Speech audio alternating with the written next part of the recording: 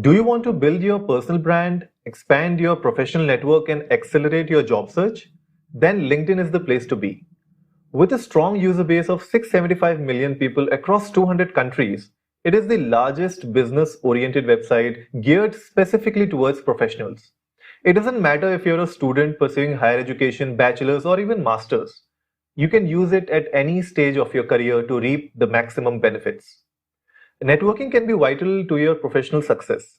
A meaningful and expansive network makes you noticeable, improves your skill set, and opens the avenue for newer opportunities. Similarly, personal branding is one of the building blocks that will lead you to success. It is what empowers you and sets you apart from the crowd. LinkedIn has the biggest network of professionals in the world. It is a powerful tool to reach out to numerous companies and recruiters who are willing to take candidates. According to LinkedIn, 93% of recruiters use it to source candidates, and yet only 50% of users have a 100% complete profile. Having a strong LinkedIn profile is imperative to show up in the recruiter searches. A well written profile increases your credibility and establishes you as a trustworthy employee. Since LinkedIn has so many functions, there are more than one ways to utilize the platform. However, many users are not fully aware of the platform's true potential and hence do not use it to their full advantage. In today's show, we would be discussing how to hone your network and personal brand in the era of LinkedIn. Hello everyone, you're listening to the Socially Desi show, the podcast that motivates you to live, create, and inspire. If this is your first time here, welcome. On our show, we discuss tips and strategies with our guest speakers on how to tackle problems related to personal growth, mental health, relationships, entrepreneurship, and health and fitness. So hit that subscribe button and go check out our website at sociallydesi.com for more of such content. Today, I'm joined by my friend Devam Malhotra. He's a seasoned management consultant with over 14 years of management consulting experience across various industries like retail, FMCG, auto, education, government, and oil and gas in India and Middle East. Hello, Devam. Welcome to the show. Hi, Anurag, and hello, everyone. Thank you for doing this show, Devam. It's a great pleasure to be hosting you today. So, perfect timing, because of this whole situation with the unlock happening now. We believe that in a few weeks, offices would start opening up. A lot of other businesses would also start opening up. So, opportunities for professionals, I would say, would start increasing, don't you think? Absolutely, and I think the lockdown was a perfect time for a lot of people to also hone their skills. And Hmm. now, as the offices are opening up, the economy is gearing up post the lockdown era. Things are likely to take the turn for the better, and you very rightly said that opportunities would open up for professionals. Yeah, I mean, this I think would be a great time to actually talk about LinkedIn, which is one of the best platforms if you're a professional to showcase your skill and get noticed in this whole era where everything is online and people are looking for candidates through social media and through professional networks like LinkedIn. So Devam, to our audience who are not, aware of the kind of work that you are doing with Positive Vibes and your management consulting, why don't you introduce yourself to our audience? Absolutely. For the benefit of all the listeners of Socially Desi, I have been a career consultant for over 15 years. I have worked in the field of management consulting across various consulting firms that include small boutique firms, technology led consulting companies, and the big four professional services firms. Now, in my experience, I have primarily focused on the front end side of the business and have worked on sales, marketing, customer experience, and front end process and technology transformation mandates for clients. Having said that, in my early and mid years as a management consultant, I was also fortunate to have worked on some corporate strategy and supply chain transformation projects as well. In terms of my industry focus, I specialize in FMCG and retail as my primary industry, with a secondary focus on automotives, education, and public sector. Now, in terms of what I do today, I'm really excited to share that I am pursuing my entrepreneurial aspirations. I'm currently the co-founder of an upcoming startup that is rethinking the vehicle health management space. I am also highly passionate about mentoring young and mid-level professionals, and I'm part of Positive Vibes Consulting in capacity of a founding partner and a founding mentor, where I mentor young professionals and take very specific targeted trainings for them. And I've been following Positive Vibes very closely for the past couple of months, and the kind of work that Positive Vibes is doing specifically, in order to enhance the employability of a lot of young professionals out there. I think that's a big thumbs up for this industry right now. So, what do you think, Devam, in terms of networking? What is the importance of networking in today's day and age? I think networking is highly important, and especially when talk about today, it's a connected world out there. Hmm. But before we even get down to why it is so important, I think it's important to understand the basics here of what is networking. Right. And in my stint over the last 6 months of mentoring people at Positive Vibes, a lot of professionals today fail to understand its true meaning. For me, when I talk about mentoring, it is seven keywords. It is deliberate, it is mandated to build, it is reinforce, maintain, mutual trust, and goals. These are the seven keywords when combined together define networking. So for me, if I were to define professional networking, it is a deliberate attempt to build, reinforce, and maintain a relationship of mutual trust with other professionals with an aim to further your goals. Hmm. The key point that most professionals miss today, and the one that I would really want to highlight, is the term mutual. True that. Yeah. Establishing mutual trust and experiencing mutual benefit is key to having a very active professional network. Now, Anurag, coming back to your question on its importance in today's day and age. I think for starters, I believe there is no debate on the fact that it is a very important aspect of our professional lives. And frankly, it is more pronounced than ever before. So, here are some of the reasons of why professional networking is at the core of everyone's career today. Firstly, I think it's a great avenue to exchange ideas. I think sharing and learning from each other's points of views is extremely important in today's professional environment. And I think professional networking gives you that avenue. Secondly, it gives you an opportunity to get out there and make everyone aware of who you are.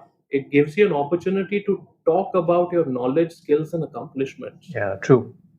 Third, without professional networking, you will not be able to get newer opportunities. So, for me, the third biggest importance of professional networking is access to new opportunities, and those could be related to your career, those could be related to your business. Fourth, it is an opportunity to observe others and reassess your qualifications. How many of us today are facing a situation where we are stuck in our careers? The whole idea is, with professional networking, we have an opportunity to see how others with a similar profile as mine are doing and have done well, and to learn from there. And therefore, reassessing your qualifications and therefore reskilling yourself becomes all the more important. Fifth, I think professional networking gives you a lot of opportunity to improve your creative intellect. Yeah. There are so many articles, so many blogs that you can read, either virtually or by interacting with people. You can get access to their point of views. I think it's just amazing. Related to that point is the fact that networking in today's world is your added library, and the more you read, the more you exchange in terms of ideas and thoughts, the better you're going to be as a professional. Uh, the next critical point for in terms of professional networkings is an opportunity to garner support from high profile individuals. I think all of us at some stage or the other look forward to connecting with people that matter. And the reason we do that is either to garner support in the form of recommendations, in the form of endorsements. And I think professional networking is therefore important for anyone to do that. True. Uh, Finally, I think overall, if you have a very strong professional network, it can boost your self confidence and help you maintain that professional status that almost each one of us desire for. So True. I think Anurag, in my view, this is why professional networking is very very important in everyone's lives. Yes, especially the last few points that you made about maintaining your professional status, and of course garnering that support from high profile individuals. I believe that is something that is really lacking in today's world, because in today's world we are always looking for a job, we are always looking for someone, they're looking for a manager and a company instead of looking for a mentor who can actually improve and support them in their own career. So I believe that is something I believe is lacking in today's professional networking scenario. True, and I can't reinforce this point more, but the word mutual is something that most of us miss. True. True. A lot of us just connect with people for the sake of connecting without really putting a thought as to how the two people or the two individuals will mutually benefit from one another. So true. So yeah. I mean, I see people on LinkedIn having connections, more than 1,000 connections, 500, 600 connections. It's like really fascinating to see out of those 600 connections, how many of them actually you interact with. True. Right? How many of them have you really connected with and spoken about your struggles or maybe your accomplishments? Very So just having a number of, I have 500 plus connections. Yeah, I mean, you can go to a LinkedIn profile and see on the right hand side, you'll see how many connections they have. Like it's sometimes it's really, fascinating to see those many big numbers, and still, you're not able to leverage those connections. true. True. So again, coming back to the point of networking, how do you think is personal brand playing a key role in your career in these days?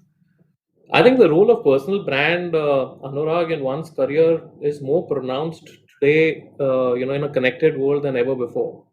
Now, from a professional standpoint, when I think of the term professional brand, I think of it more as a process of consciously and intentionally marketing yourself and your career in a way that influences perceptions about you amongst people in your ecosystem and in a positive manner. Now, when I talk about ecosystem, your ecosystem essentially could comprise of your peers, your juniors, your seniors, your clients, or your customers. And people should therefore identify and acknowledge you for something, and that's really what that's really your professional personal brand, if I may just call it. And when I say identify and acknowledge you for something, they should think of you, for instance, like an industry expert or a subject matter expert or a crisis manager or a consensus builder, or a problem solver, Right. and so on and so forth. Now, with this in mind, personal branding today has therefore become highly correlated with your career. And it could be career progression or it could be finding a new job altogether. For me, what I say is personal branding is highly correlated to your employability, therefore. And there are three aspects that you therefore need to constantly work on. The first aspect is finding your uniqueness at work. So, using your skills and knowledge, what is that unique thing about you that makes you different from everybody else in the workplace, and which is a desirable quality for you to be employable, Right. either in your existing company or for a new company. The second most important thing is building a reputation for it. And the only way by which you can truly build a reputation is by demonstrating that uniqueness of yours regularly, time and again. Right. The third key aspect is allowing people at large to know about it. Yeah. which brings us back to the point of our own network. How many people in our network know about our uniqueness, know about the reputation that we have for demonstrating that uniqueness? And I think those would be my three key factors of how a personal brand can play a role in enhancing your career or making you more employable today. And Devam, now since you have also jumped onto the entrepreneurship wagon and you have been doing this for a long time, do you want to give any advice to young entrepreneurs out there and how they can actually use these key aspects in their day-to-day lives in order to have a better connection with people and their brand on social media specifically?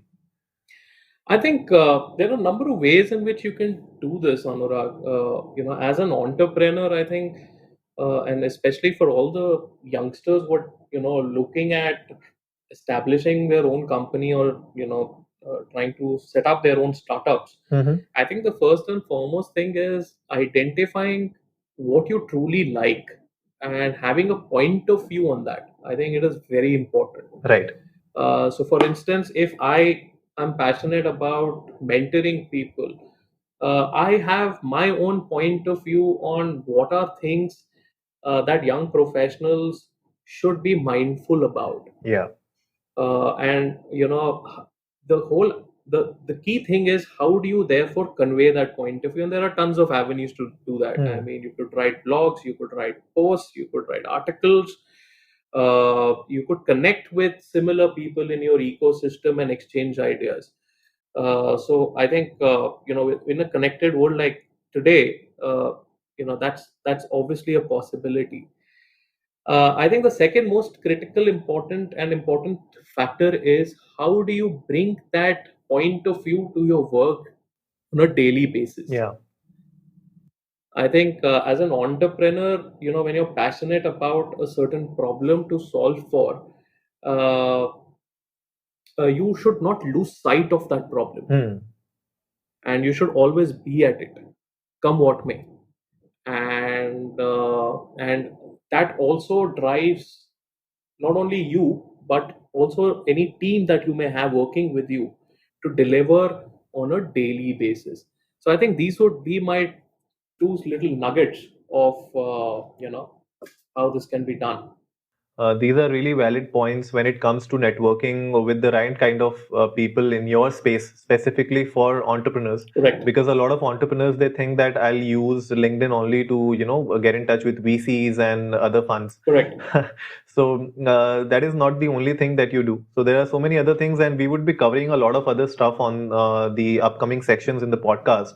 So coming back to personal branding, Devam, how do you develop it? I mean, if you want to develop your personal brand to network with the right audience and let's say your dream companies, how do you go about it? Again, Anurag, personal brand for the sake of networking doesn't happen overnight. Hmm. For me, again, it's a process, and I have my own, 6 or 7 step process with it. I think whenever I've mentored young professionals on the topic of personal branding, my first step has always been to figure out who you are. Right. I think that's got to be the first step. You have to be introspective. Create a list of your own personal strengths and weaknesses, motivations, negotiables and non-negotiables. I think that is very important to know who you are. If you are facing a challenge there, ask your family, friends, and co-workers on how they would describe you, because the entire process of building a personal brand starts with self-awareness. The second most critical step is determine what you want to be known for. Your personal brand is more than just a reflection of who you are today, right? It's a roadmap of where you want to go. True. So, in addition to just understanding your existing skills and competencies, it is also important to assess your strengths and weaknesses as they relate to whichever industry or career you want to break into next. Correct. Yeah. And by doing this, you will uncover skills and traits that make you distinct, as well as areas where you need to improve or gain new knowledge in order to advance. It's almost like when you walk into an interview and the interviewer asks you, where do you want to be in the next 5 years? Hmm. So, it's almost the step is resonating to that particular question. True. The third step, and especially when it comes to networking, and it is extremely important step, is define your audience. So before you start crafting your personal brand, you also need to determine who are you trying to reach. Yeah. Is it the industry thought leaders? Is it a particular company? Is it recruiters? Is it a certain section of people who are your potential clients? Hmm. And the sooner you define this audience, the easier it will be to craft your story, because you will better understand the type of story therefore you need to tell. For example, if your goal is to reach a hiring manager or a set of recruiters, you might start by creating or updating your LinkedIn profile. Yeah. Why? Because, like you said at the start of the show, almost 90% of recruiters leverage social media to find the right quality candidate. And frankly, research says that out of those 90%, almost 87% today use LinkedIn. True. Yeah. The fourth step is research your desired industry or company and follow the experts.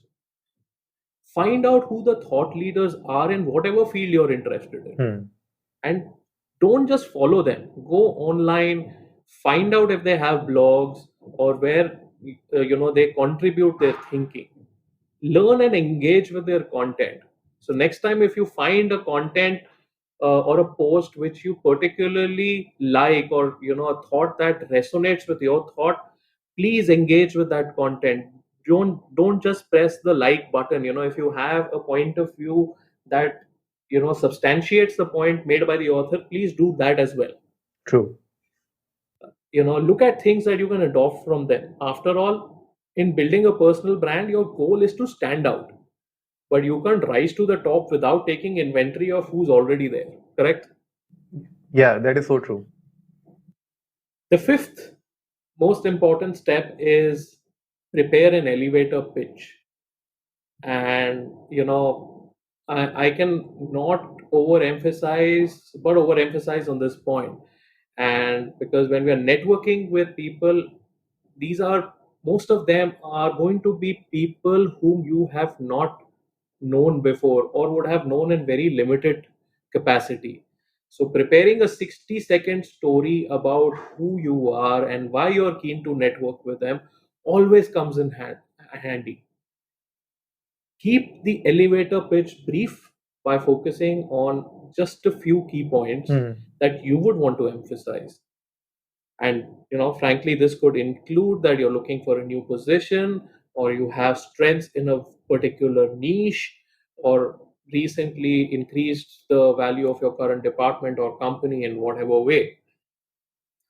The sixth important step in using your personal brand for networking is asking for quick chats or informal catch ups. As we start forming a list of companies that we aspire to work in, or with industry leaders that you admire, consider reaching out to these professionals to ask for an informal chat. And these could be short 15-20 minute conversations, can be done over a telephone call or can be done over a cup of coffee. Yeah. But these are of high value, and keep the discussion crisp. Don't be afraid to ask anyone if you're interested in learning more from them. Hmm. And frankly, if you keep your request polite, you'd be surprised by how genuine and generous people are. And frankly, step number 7 is repeat this process. Keep doing this. Yeah. It is not a one time activity. Keep doing this over and over again.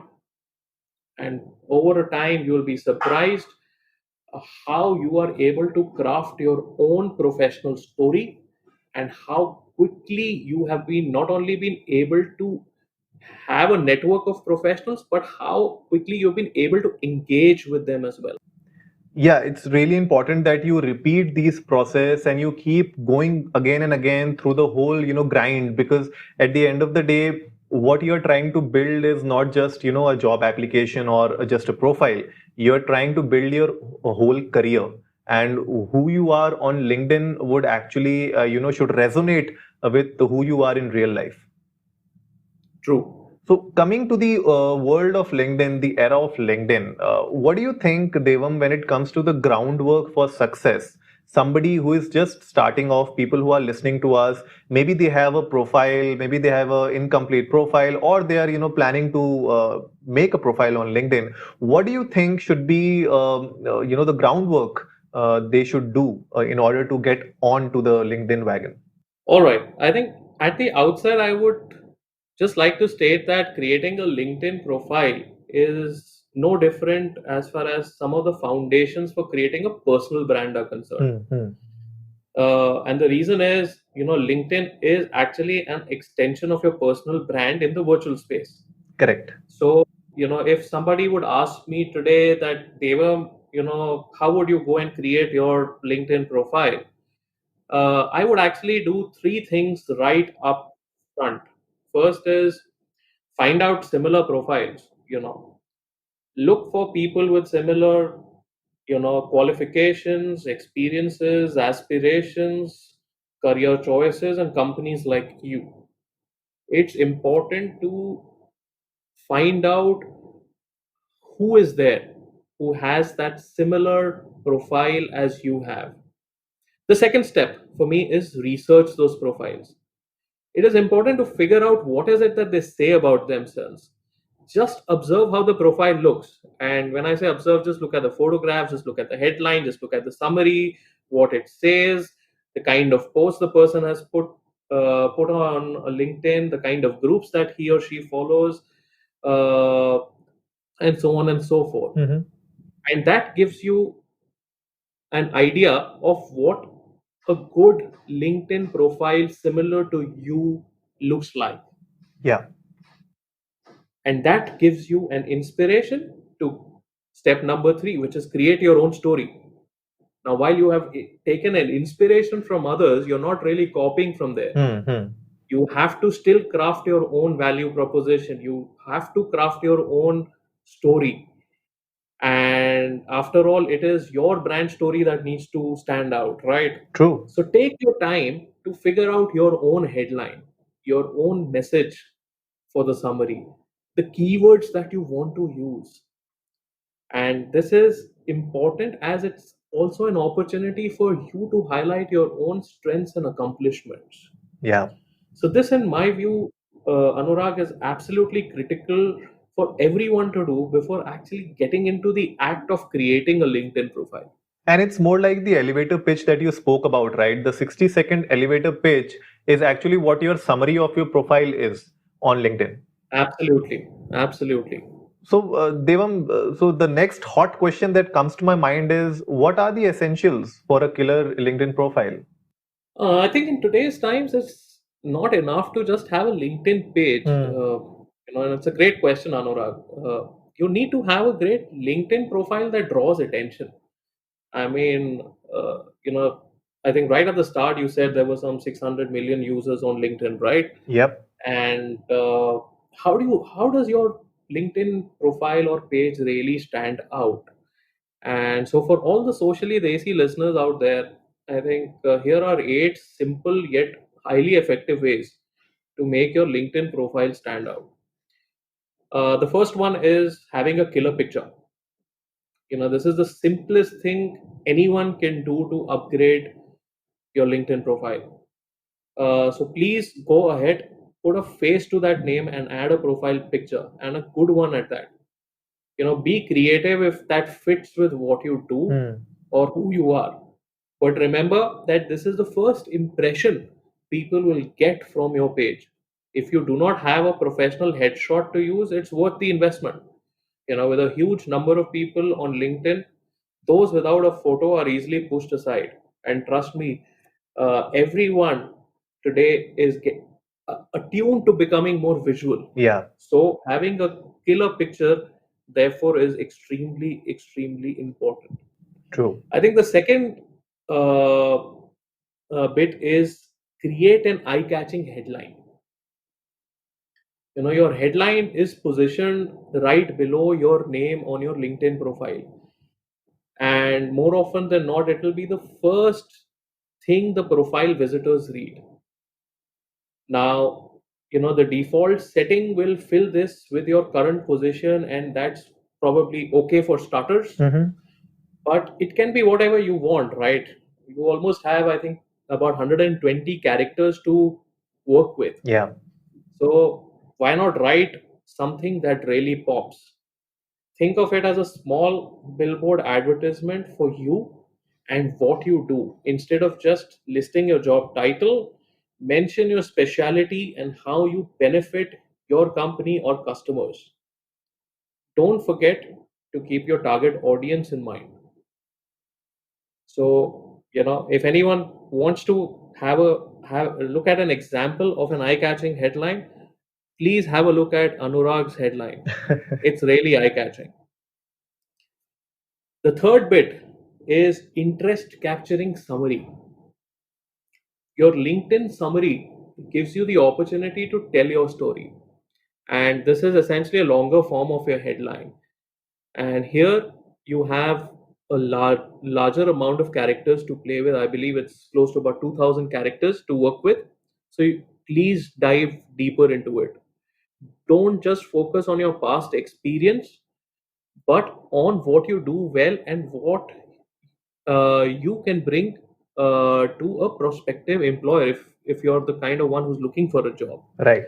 Keep in mind that the keywords are crucial here. Use words that you want to be strongly connected with in your field. Always remember that attention spans are short these days, so don't use up all the 2000 characters. My rule of thumb, frankly, is use about half of it. Hmm. So a good 1000 characters, you'll get a crisp 2 3 liner summary, and that should really convey the point. True.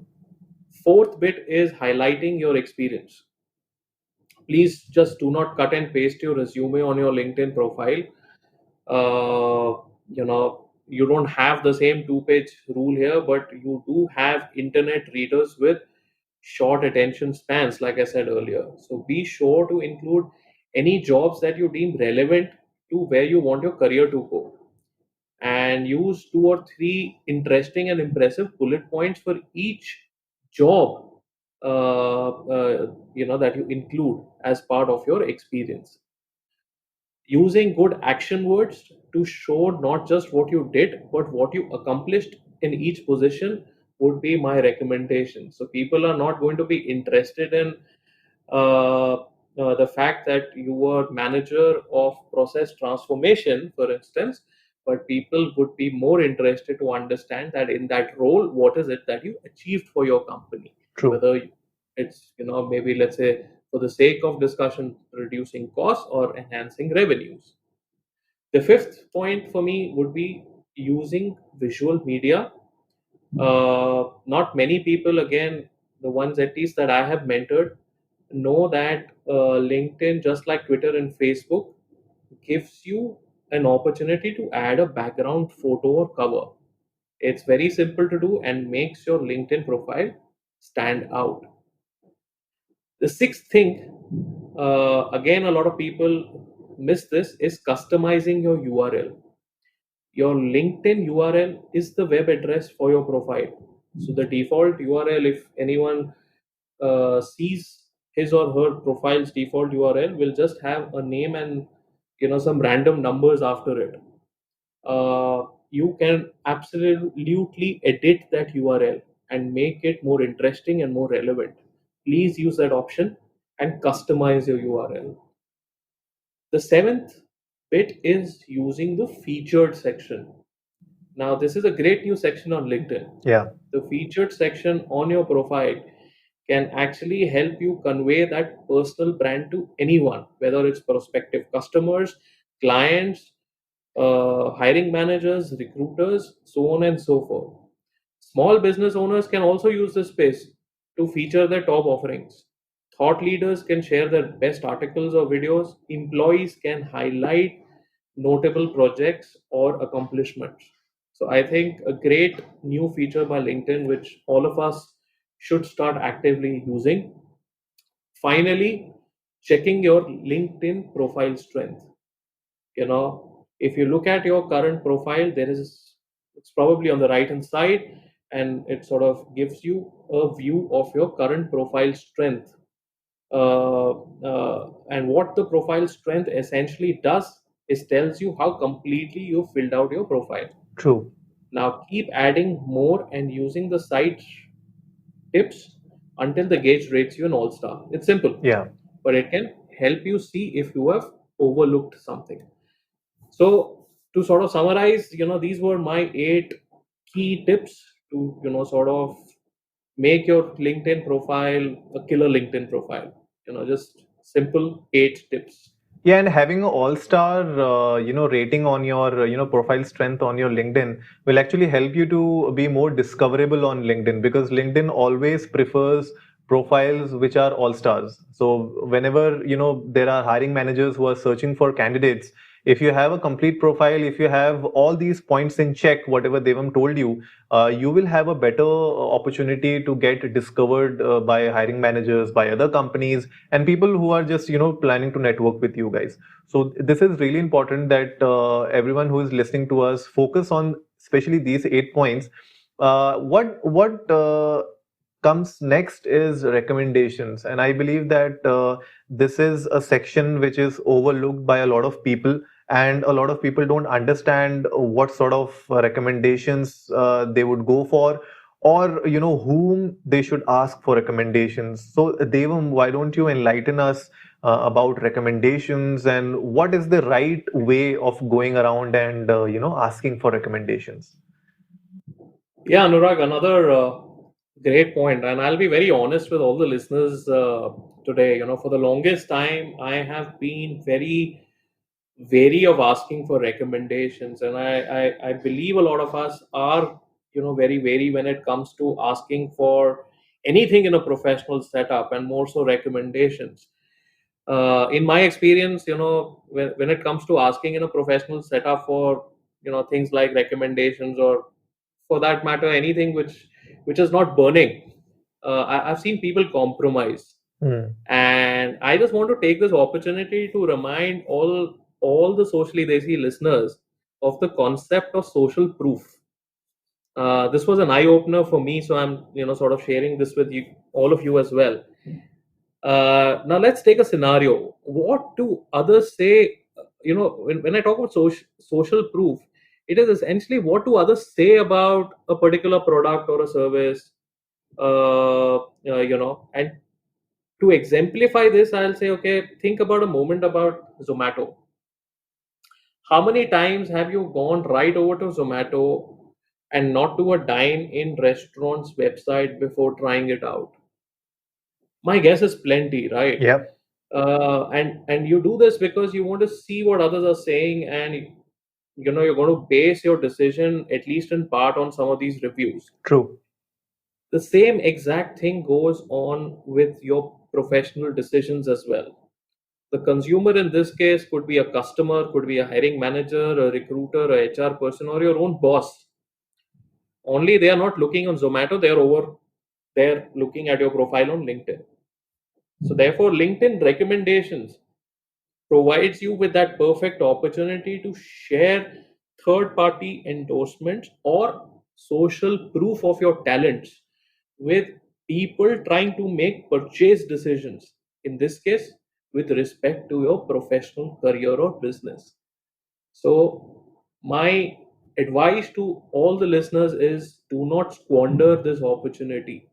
Instead, here are 3 ways or 3 steps to effectively ask for a recommendation. Number one, pick your people thoughtfully. Do not be willy nilly with your recommendation requests. Hmm. Don't just go hammer and tongs with everyone in your network and ask for a recommendation. Remember, True.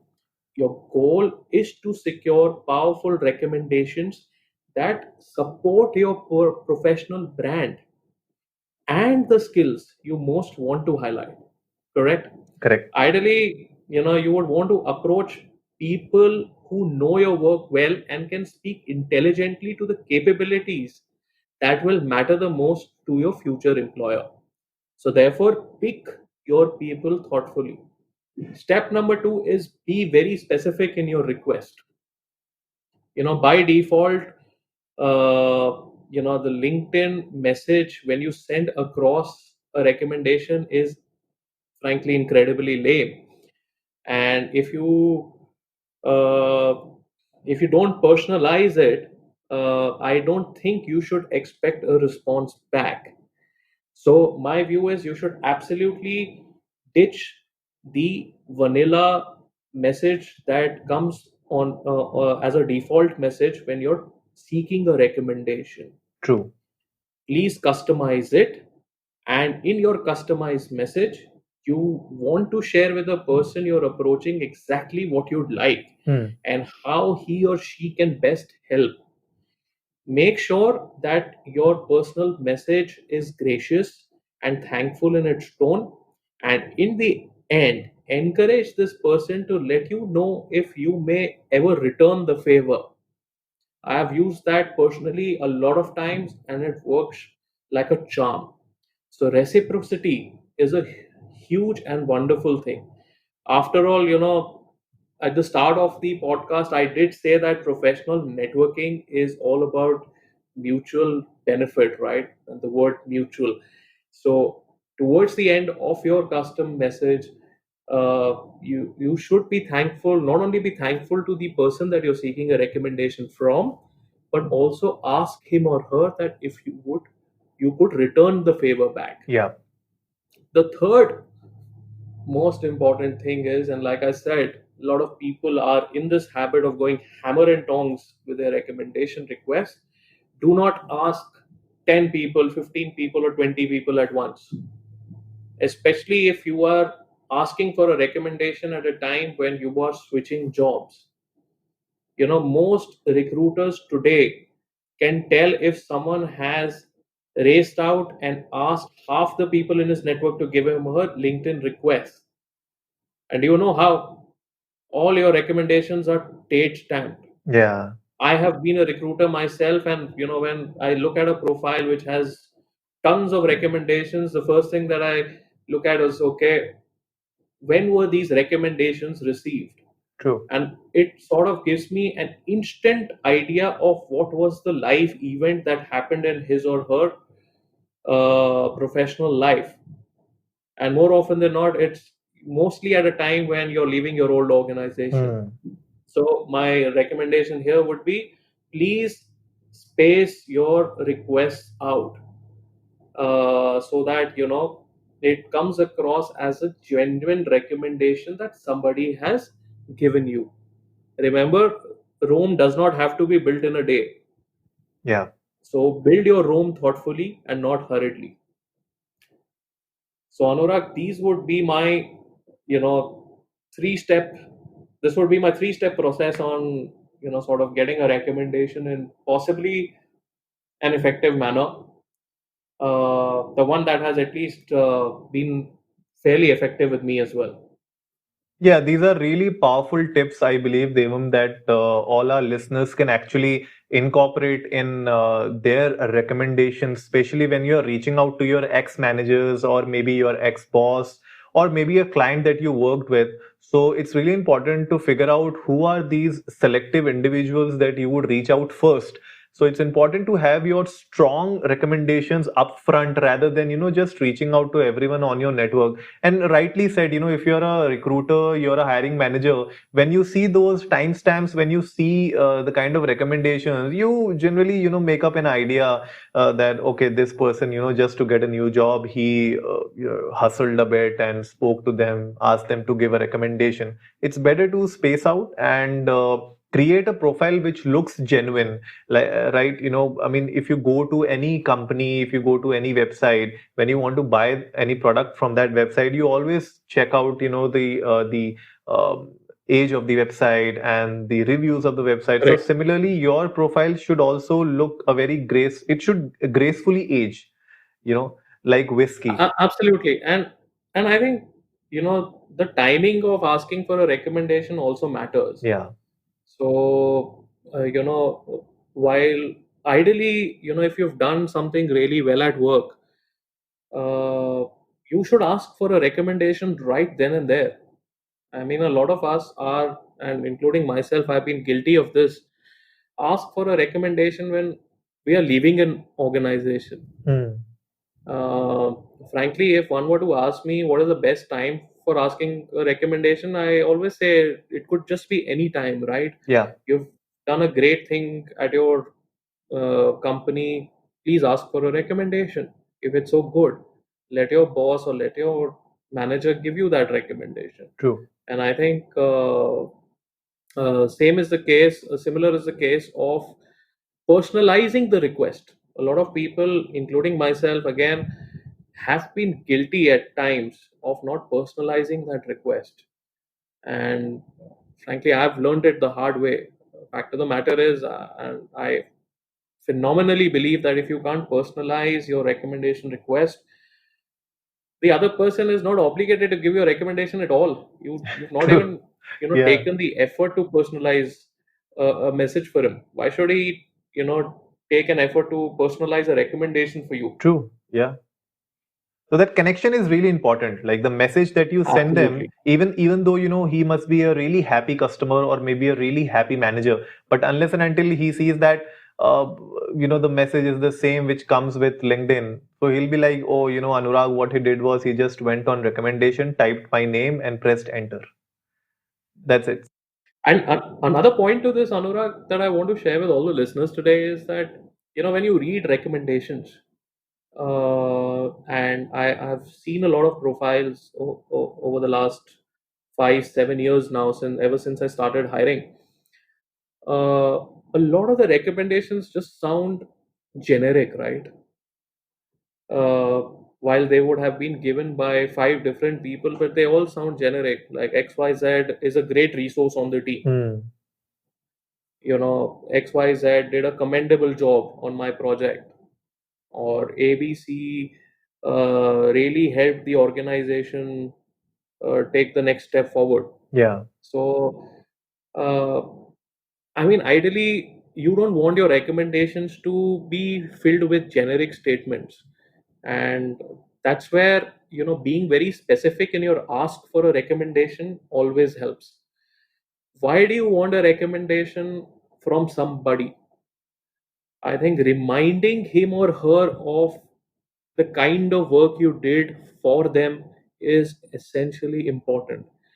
And if you remind them with a specific ask, your recommendation will come back with a very specific point that ABC did really well on a particular cost reduction project with a company where he or she was able to successfully demonstrate savings worth this, and that is why I'm recommending you. Yeah. That's a very strong recommendation right there. Correct.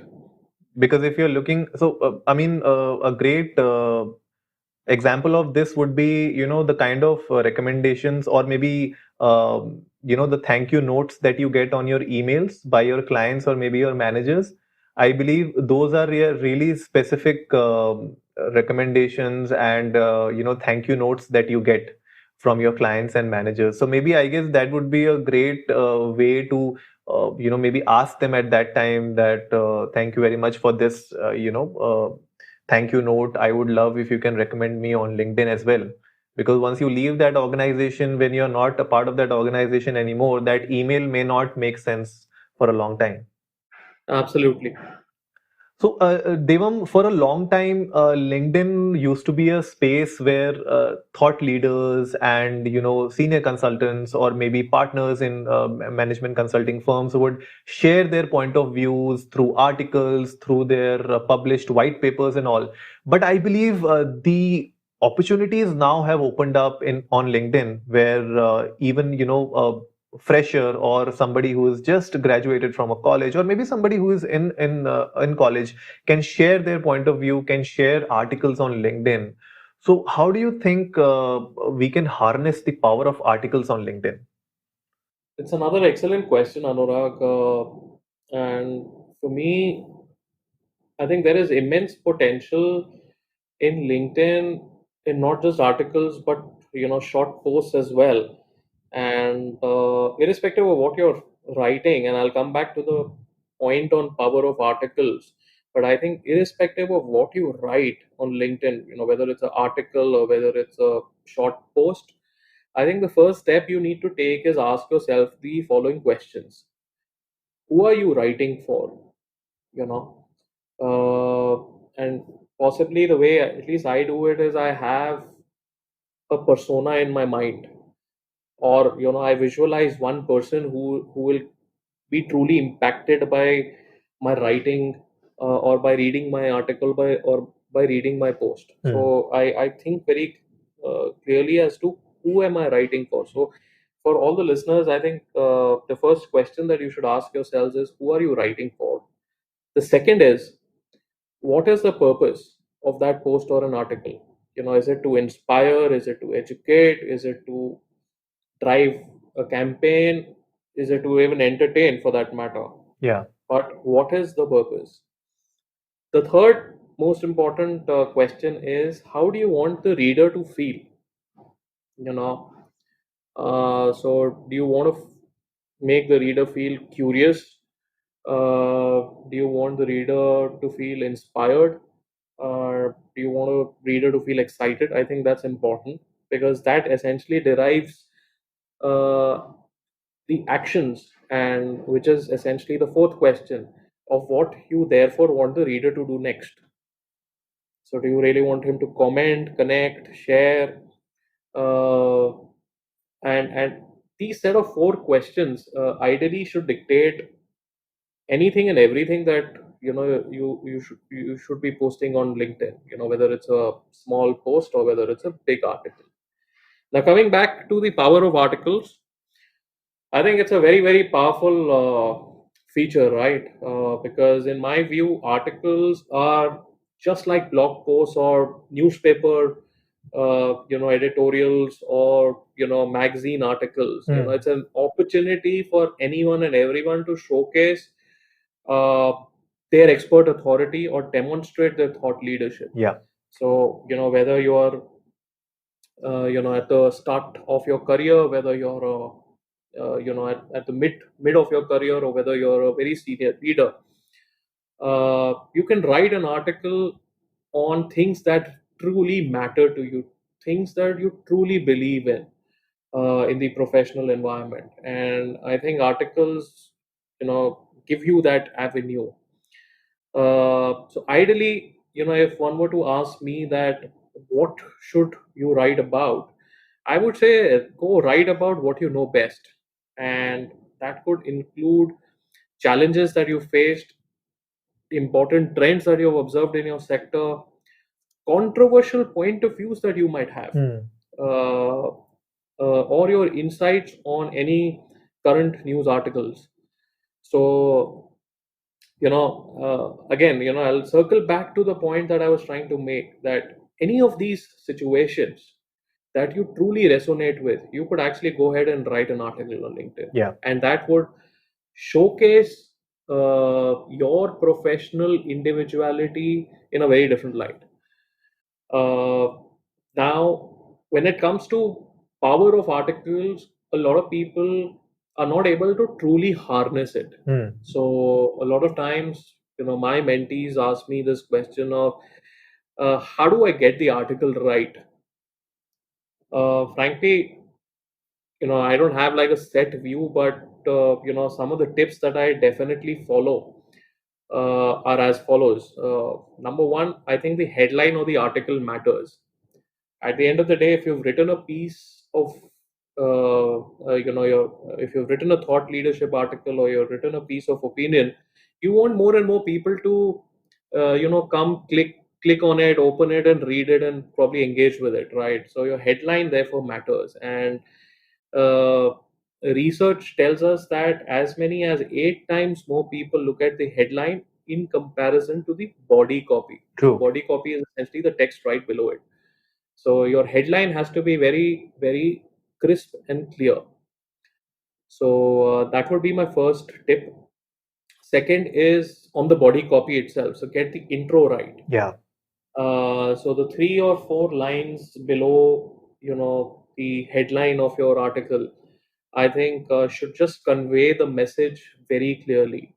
Now, my suggestion on framing this would be to lead with the key takeaways of the article itself. Yeah. So consider this almost like an executive summary of your presentation. Hmm. So, whenever and most of you might be aware of this, that whenever you're making a presentation to a board of directors or, a senior management in your company, you always begin with executive summary, which is essentially a set of key takeaways. Your body copy is your exec summary. What are the key takeaways of your article? Yeah. It's like a hook to your audience.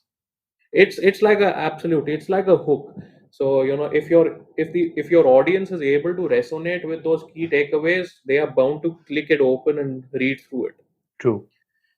I think the third key tip is to choose a good cover image. Hmm. I as a person, I'm very visual. So for me, what gets me more excited is if there is a visual representation in an article, and that visual representation and the theme of the article really connect well, and that keeps me hooked on to that body of work or that article for a longer time. So I think, and it probably most of us are wired that way. So choose a good cover image.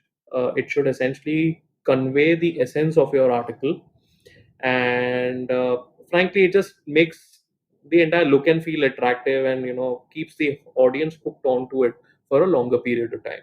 Yeah. The fourth tip is, I think, keep the length of the article appropriate. So while there are no definitive guidelines, but articles that I write, I actually try and maintain that between, let's say, 800 to about 1500, 2000 words, not more than that. And frankly, some of my articles are also 500 words. So do not write for the sake of writing. I mean, while it's an article, and it can be written in an elongated manner presenting a point of view, uh, the writing still needs to be tight. So you need to still go ahead and edit your article and cut out all the fluff. Yeah. I think that's important because it's written stuff, right? People engage with audio visual stuff better than written stuff. Uh, it still needs to be tight for people who are reading it to really be engaged with it. And I believe that, when you write these kind of articles and your point of views, or maybe a thought leadership, unless and until your writing is really tight and it is on to the point, then it really doesn't grab the kind of attention that you're looking for. And I believe that Devam, your auto tech startup actually got recognized by one of the media agencies in India. So it was also, I believe, unless and until you have a point of view which is strongly put forward in your article, in your thought leadership, these kind of attention you won't be getting, right, if you write just generic articles. Absolutely. I mean, as a startup, I think we wrote on a very controversial subject, Hmm. and obviously it was backed by a whole lot of survey and all of that. But the whole point was it made reading interesting, and I think that's the intent even on LinkedIn, right? On anything that you write, for that matter, you have to make your readers engaged with you, and therefore the writing needs to be very tight, needs to be very crisp, and I mean, there should be like bang, bang takeaways, after every few lines, takeaway, something that gets resonated with the audience. That is absolutely critical. I think the fifth most important point, as far as writing articles, is having a call to action. I think at the end of your article, you would want your readers to engage with you in some shape or form. Whether it's you want them to get in touch with you or drop a lead or visit a website. I think it's important and it's a good thing to have a call to action at the end of the article. Finally, the sixth tip that I would want to sort of educate all your listeners today is, don't just give your readers a taster of your article. There have been a lot of articles that I've read that which give you like one paragraph of reading, and then you possibly have to click somewhere else to read the remainder of the article. So you've got the reader interested by an attractive headline, an attractive body copy. They've clicked on it, they've opened the article, and here is, after a paragraph, they have to click another time to go somewhere else. And I think more often than not, it essentially results in drop offs. Yeah. But yeah, these are some of my tips on a very powerful feature that LinkedIn has. And I would encourage all your listeners to, sort of keep note of some of these tips and start practicing them whenever they write an article. Oh, I guess these are really powerful tips, Devam. Definitely, our audience would be benefited by implementing them in writing their own articles, their own point of views on LinkedIn, or be it on their website, anywhere. I mean, these are some key pillar points that you should incorporate in any kind of writing that you do, be it, creative writing or be it thought leadership. If you have these kind of points in your mind while you are jotting them down on a piece of paper, I believe the final product would be, way better than you ever thought of. And one point that I would like to add here is that, again, since you are writing it on LinkedIn, I'm sure you would be connecting with mentors and people that you admire on LinkedIn, or you want them to be connected with you. I guess one point that maybe you can do is that whatever you write, whenever you write an article, maybe share it with your mentor or share it with someone that you feel can add value to that article. So maybe that person can give their own point of view, maybe suggest a few edits that you can do onto your article, or maybe he can just add a few points as a SME. I believe that is one point, Devam. Do you think that can help a lot of people? I think it's a very very useful and a powerful suggestion, Anurag, that you make. I think you know the art of asking for feedback Hmm. is an under practiced art. So I think it's a very good point that if you've written a point of view, and especially on a professional platform like LinkedIn, it will only help you if you seek feedback from a mentor or someone whom you admire. I think they are only going to add more value to whatever you've written. So I think that's a great suggestion, Anurag. And that ways you grow your network. At the end of the day, even if you don't know that person, and even if you ask for a feedback, that person will be willingly happy to give their feedback, and that ways you connect with them in a different level altogether. No, absolutely, and I think going back to our Autotech's article that got published by Media House, when we finished the writing the report, we did circulate it first to some of the industry veterans Hmm.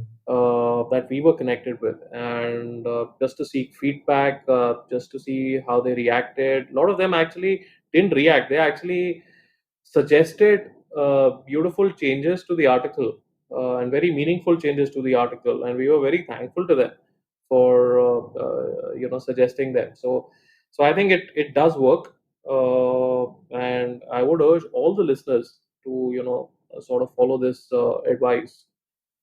So before we end this episode, we would like to touch upon a few common mistakes that people do on LinkedIn when it comes to networking, when it comes to making their own profile. Even though we have covered a few of them in the upper sections, but I guess, Devam, there are a few more mistakes that we commonly see people doing, and especially with positive vibes, you've been mentoring people over the past 6 months, specifically on LinkedIn and their personal brand. What are the common mistakes that you see people making? I think in my experience of mentoring professionals, I think some of the common mistakes that I've seen is and probably the first two are actually very critical, is not personalizing the invite message. Hmm. So I've sort of broken them down into two segments. One is, when you're sending a connection request using your laptop. So, the default message essentially on LinkedIn will say something like, I'd like to add you to my professional network on LinkedIn, right? Yeah. Now, that may be fine if you're, let's say, inviting a good friend of yours and, just want to be connected with him over LinkedIn. But imagine sending that message to, someone whom you hardly know or you don't really have a history of working with. And fact of the matter is, it's more often than not people still accept it, but I think uh, the impact that a personal message typically has is not there in the default message. So I think one of the big mistakes that most people do is not personalizing the invite message. I think the second mistake happens of a very similar nature, but on the mobile phone. And since it's the smartphone era, all of us use our smartphones to connect with other professionals on LinkedIn as well, and it's fairly common. And many of us are actually in the habit of just pressing the connect button that we see, when we use the LinkedIn app, Yeah. and be done with it, and send the request to another professional to, connect over LinkedIn. However, not many of us, use a button which is, at least in Android platforms, it's I think called More, Hmm. with a couple of dots. When you press that button, there is an option to personalize your invite. So, a lot of people who are connecting or using the LinkedIn app to connect with other people are not aware of this feature, and are also not taking an extra effort to personalize their message. So I think my first two are essentially around these some of the more common mistakes. I think the third common mistake that I have experienced, and I've been a recipient of one such on more than one occasion, is asking too much from a stranger. Hmm. I think there is nothing worse than accepting an invite and getting hit with a huge request. Yeah. So when someone connects with you, ideally you should not be that person who quickly, goes and asks that person for a job, or, launches into a sales pitch. Uh, Frankly, I have, I keep connecting with a lot of professionals. A lot of them, in fact, reach out to me for a job. Hmm. Have reached out to me for a job, and frankly, I mean, I don't know them, right? So my first instinct is, who are you? Yeah. And frankly, you don't want to be at the end of me asking you, who are you? Especially if you're the one who's reached out for a job to me. So my suggestion here would be that, if you're looking for a job eventually, or you want to really pitch your product, start with an informal interview or a quick chat. Yeah. you know s- Send a request for that. Be humble, be polite, be kind. And I think, if you reach out with a humble, kind request to the other person, you are more likely to hear back. uh, Frankly, no one owes you a response, so make sure you don't come across as entitled. True, true. I mean, this happened with me a couple of days back, Devam. Mm. Funny incident. So, on my LinkedIn, somebody added me, Yeah, and they did send me a personalized message, but I believe that was a template that they must be following for all for everyone. invites. So it has like a very standard, hi Anurag, I would like to get connected with you on LinkedIn. I saw your podcast. You have a lovely podcast, and he was just trying to patronize my podcast. Right. He just said, okay, great podcast and blah blah blah. So I thought, okay, let's see. I mean, he wants to connect with me or something like that. I added him. The moment I added him, I got another message, and that was like a huge 200 300 word like message that didn't even, like, I literally had to scroll my message, Yeah. box to see and read the whole message. It literally said, okay, we are a company, we design, if you're looking for a great podcast, the logo, and the cover page of your podcast and all that. Mm. So we would love to design your podcast. And I was like, at first I thought I already have a good cover, podcast artwork. Mm. So if you look at our Correct. podcast artwork, it already is a good one according to me. But I thought maybe he is from a company which does a lot of these kind of Correct. stuff. So I thought I'll ask him what's wrong with my current artwork. Yeah. So I asked him. I was like, okay, I already have a podcast artwork. You must have seen it already since you have gone through my podcast. Can you tell me what is wrong with it? Can you help me understand where I can make it better, or maybe how you can make it better? Correct. And he had no answer. I mean, it has been 2 days. I have not yet received any reply. So, I mean, if you're trying to connect with me, if you're trying to sell me a service, or even if it's like a direct sales pitch, at least do a research. Do research on Right. my podcast. Do your research on your customer. And if they come back with a question, at least have the decency, or maybe do your homework and reply to their question. Absolutely. My question was very simple. I asked him, okay, so what's wrong with my artwork? Maybe you can help me to make a better one. Correct. Unless and until you tell me what's wrong with my artwork, why will I hire you to make a new one? For me, that artwork is great. Absolutely, absolutely. And I think related to this point of asking too much from a stranger, Anurag, is almost a fourth point around, mindless chatter, as I call it. Mm. LinkedIn is a professional networking site, and a lot of people I've seen are using it to just arbitrarily chat up with people, sending a hello message in the middle of the night, and expecting a response back. And I remember I was a recipient of one such incident Mhm. where a person connected with me over LinkedIn, and it was COVID time, so he was okay, at least gracious enough to ask about my health and my family's health during these times. And because he had done that, I also replied back with a very similar message asking about his health and his family's health. Now that didn't that sort of escalated into he just reaching out to me at weird times, uh, with one word saying hi, hello, hope everything is fine, you know and I beyond a point in time, I really didn't know what to make of it, right? Yeah. So I think mindless chatter for me is another big mistake that people make. And even if you want to send a short message to someone on LinkedIn, I think be very specific and make it sort of make it very professional. Yeah, true. So it's not a personal chat forum or a friends forum like a Facebook. True. So I think that's the fourth mistake that I've seen people make. And it is also not a platform where you're finding a bahu for your mom. So I see a lot of people, checking out profiles, sending them requests, and trying to have a personal conversation happening. Come on, guys, this is not shadi.com happening here, right? So I because why I'm saying this is because a few of my female friends, they actually, when I was talking about this episode with them, Huh. and I was like, I'm going to have my friend who is an expert and he's going to talk about a lot of things.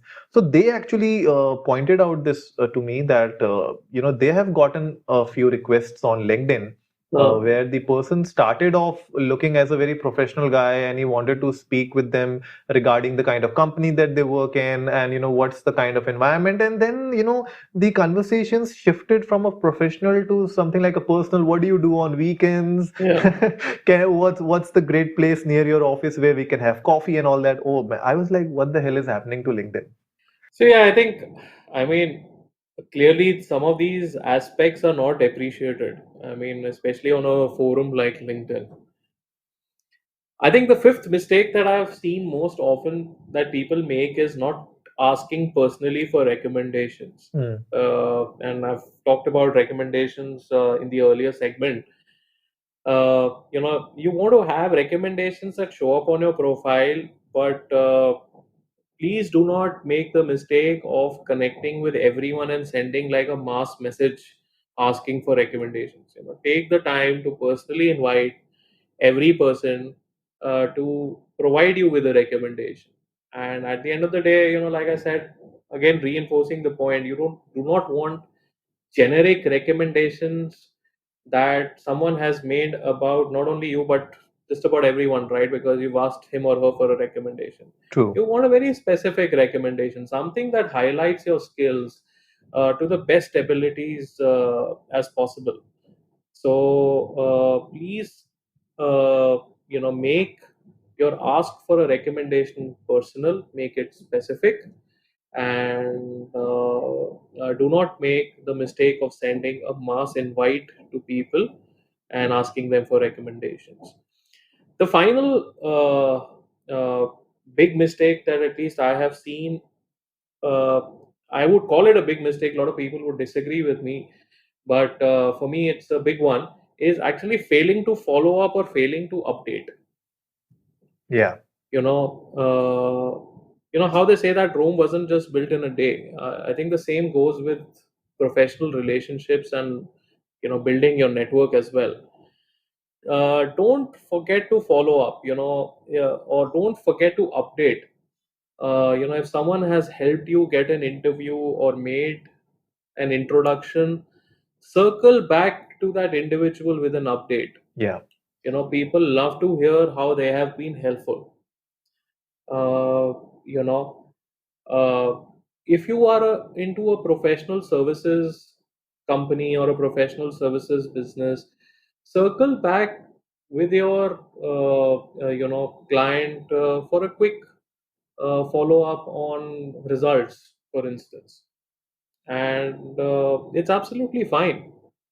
So that is something that we do not do more often on LinkedIn, and I think for me that is one of the big mistakes that we make, because at the end of the day, it's a channel of communication, and it is not just a one-way street; it's a two-way street Yeah. True. where you reach out and where the other person reaches out back to you. So you have to keep that channel flowing. You have to keep your network active. True. True. And to all our listeners, we would definitely be linking whatever we have spoken on the podcast as our show notes. And Devam's startup, Positive Vibes, is also doing a great job in mentoring young professionals and middle level professionals a lot in their career, in their personal branding.